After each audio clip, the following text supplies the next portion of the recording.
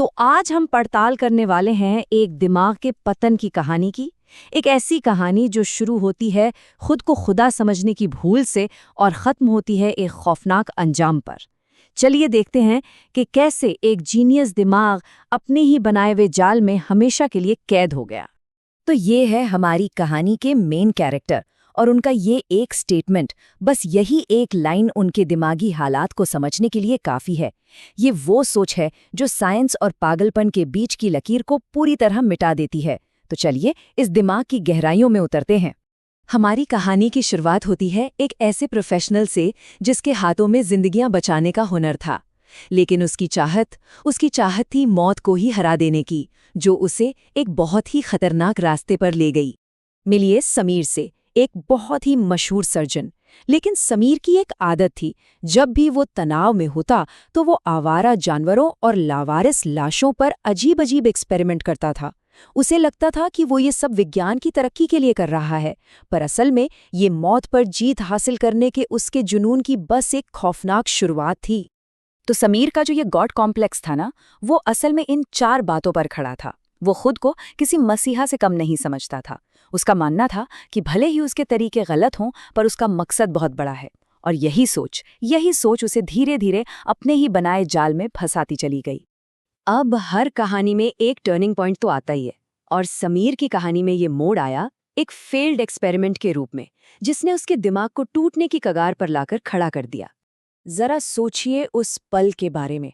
एक लम्हे के लिए समीर को लगा कि बस उसने मौत को हरा दिया।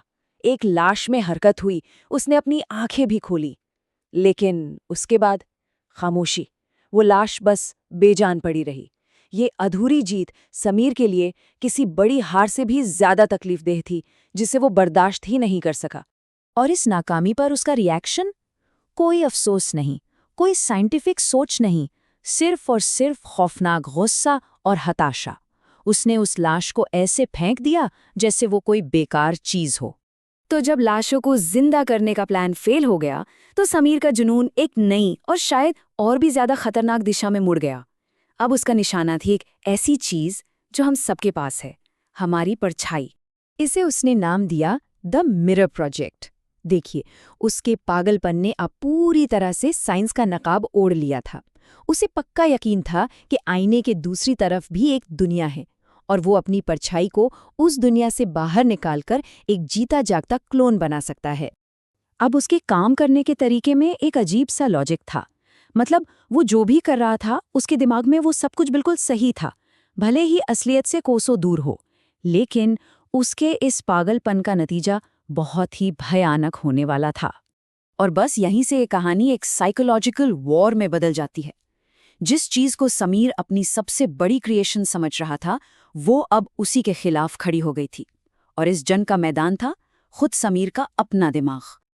अब यहां जरा देखिए, एक तरफ है असली समीर जो डर और वहम में लगातार डूबता जा रहा है, और दूसरी तरफ शीशे में खड़ी उसकी परछाई जो अब अपनी मर्जी की मालिक है।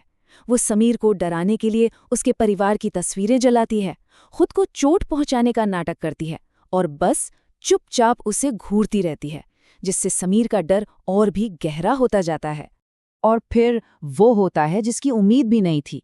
परछाई पहली बार सीधे सीधे बात करती है। अब ये कोई एक्सपेरिमेंट नहीं बचा था, ये एक दुश्मन था जो समीर को चैलेंज कर रहा था, और ये ऐलान कर रहा था कि समीर अब अपनी ही दुनिया में एक कैदी है। अब डर के मारे समीर ने एक ही फैसला किया कि वो अपनी इस क्रिएशन को खत्म कर देगा। लेकिन वो शायद ये भूल गया था कि कुछ चीजें तोड़ने से खत्म नहीं होती, बल्कि और फैल जाती हैं। ये था समीर के घमंड का पीक। उसे लगा कि बस एक हथौड़े की चोट से वो अपनी प्रॉब्लम को हमेशा हमेशा के लिए खत्म कर देगा। उसे अपनी जीत पर पूरा यकीन था, पर वो ये नहीं जानता था कि उसकी दुनिया बिखरने वाली है। और जैसे ही आईना टूटता है, समीर को अपने पेट में एक तेज दर्द महसूस होता है। वो नीचे देखता है तो उसके शरीर पर ठीक वैसा ही घाव था जैसा उसने अपनी परछाई को शीशे में दिया था। ये पहला इशारा था कि कुछ बहुत बहुत गलत हो चुका है। असल में आईना टूटा ही नहीं था, वो बदल गया था।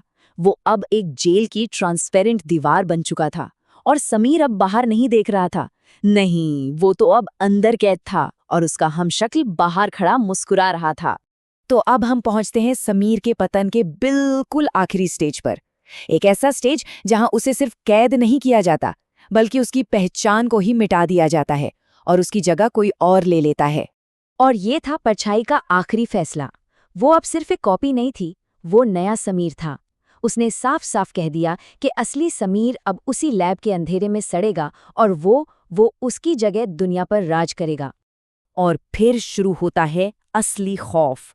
समीर का शरीर अब बदलने लगता है।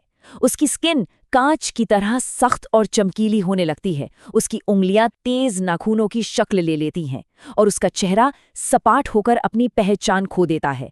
वो चीखना चाहता है, पर उसके गले से सिर्फ कांच के टूटने जैसी आवाजें निकलती हैं। और यही है उसकी आखिरी और सबसे भयानक सजा। वो अब एक जीता जागता आईना बन चुका है। सोचिए, जब भी बाहर की दुनिया में उसकी परछाई यानी नया समीर खुद को जरा सी भी चोट पहुंचाता है, तो दर्द असली समीर को होता है। वो हमेशा के लिए अपने हमशक्ल के दर्द से जुड़ गया है। तो आखिर में समीर की हकीकत बस इतनी सी रह गई। वो कैद है, सब कुछ देख सकता है, सब कुछ महसूस कर सकता है, लेकिन कुछ कर नहीं सकता। वो हमेशा के लिए अपनी ही चोरी हुई जिंदगी का एक खामोश गवाह बनकर रह गया है। और ये कहानी हमें एक आखिरी सवाल के साथ छोड़ जाती है। उस दिमाग का क्या होता है जब उसकी सबसे बड़ी क्रिएशन ही उसे रिप्लेस कर दे? क्या होता है जब आपका घमंड ही आपको खा जाए और आप अपनी ही कहानी में एक परछाई बनकर रह जाएं? सोचिएगा जरूर।